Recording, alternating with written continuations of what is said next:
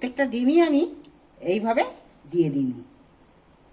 বন্ধুরা দেখো, এখানে আমি 6টা ডিম নিয়েছি, আর এখানে আলুকে খোসা ছাড়িয়ে নিয়েছি, 4টে পেঁয়াজ নিয়েছি, সেও খোসা ছাড়িয়ে নিয়েছি, আর 2টো বড় বড় টমেটো দিয়েছি, আলু ছাড়িয়ে ধুয়ে রেখেছি।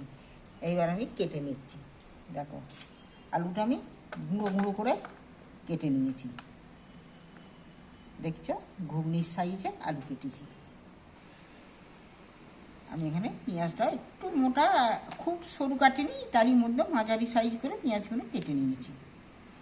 এই রেসিপিটা বানাতে খুব বেশি মশলা লাগবে না, খুব কম তেল ঝালে রেসিপিটা বানানো হবে, রিচ মোটেই হবে না। এইবার আমি টমেটোটাও কেটে নিচ্ছি। আমি সব ধুয়ে রেখেছি। গুঁড়ো গুঁড়ো করে কেটে নিয়েছি ছোট ছোট করে সাইজের। বন্ধুরা, আমি সর্বপ্রথম গ্যাস জ্বেলে দিচ্ছি। এবার কড়াতে তেলও দিয়ে দিচ্ছি। এইবার আমি কাটা আলুগুলো আমি আরেকবার ধুয়ে নিচ্ছি।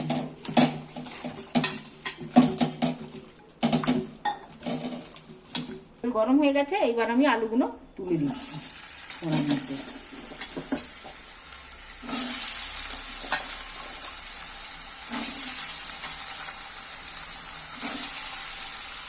আলুটাকে আমি তেলের মধ্যে একটু নাড়াচাড়া করে ভেজে নেব।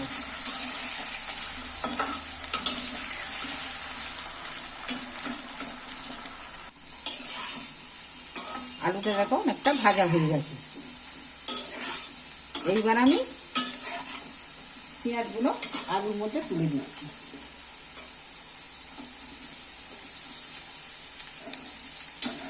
কাটা পেঁয়াজগুলো আলুর মধ্যে তুলে দিই। পেঁয়াজগুলো আলুর মধ্যে একটু নাড়াচাড়া করে নিচ্ছি।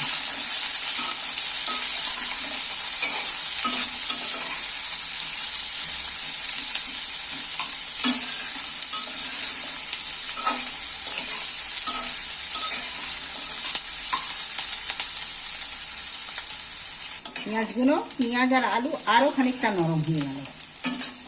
এইবার আমি কাটা টমেটোগুলো তুলে দিচ্ছি।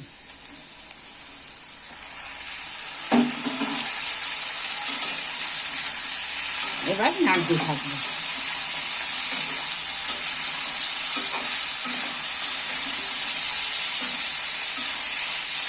এইটাকে এই রেসিপি করতে গেলে এইভাবে একটু ঘন ঘন নেড়ে এর মধ্যেই, এই টমেটোমের জুসের মধ্যেই আলুও সেদ্ধ হয়ে যাবে।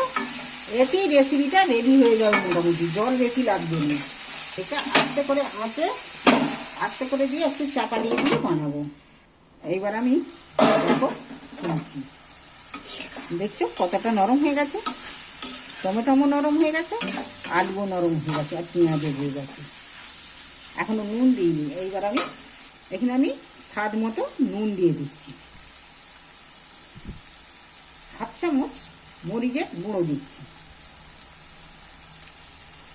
মরিচের গুঁড়ো যে কোনো রেসিপিতে দিলে সেই রেসিপি কিন্তু স্বাদ আলাদা হয়। এতে একটু হলদিও দিয়ে দিচ্ছি। আমি এখানে ঝাল লঙ্কা ব্যবহার করছি না, 1 চামচ কাশ্মীরি লাল লঙ্কা দিচ্ছি। ঝালের জন্য গোলমরিচ দিয়েছি। এইবার আমি এইটাকে ভালো করে নাড়াচাড়া করে নেব। নুন দেওয়া আছে তো, কষলেই আরও খানিকটা একটু জল জল দিয়ে দেবো। গোলমরিচে যেমন ঝাল আনে তেমন তরকারিতে টেস্টও আনে। এইবার আমি ভালো করে কষিয়ে নেব।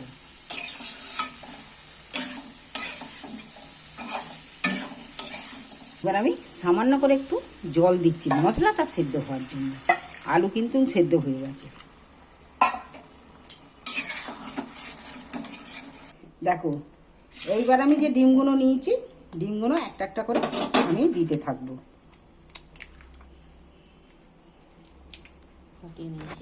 ফাটিয়ে নিয়েছি, ডিমটা দিয়ে দিচ্ছি এর মধ্যে।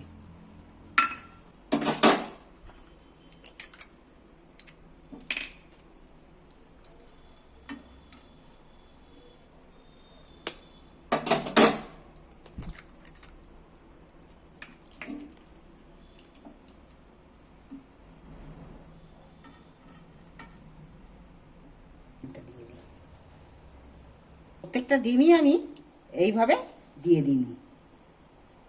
এইবার আমি ডিমের ওপরে একটু করে নুন ছড়িয়ে দিচ্ছি, আর আমি একটু মরিচ গুঁড়ো এর উপরে ছড়িয়ে দিচ্ছি।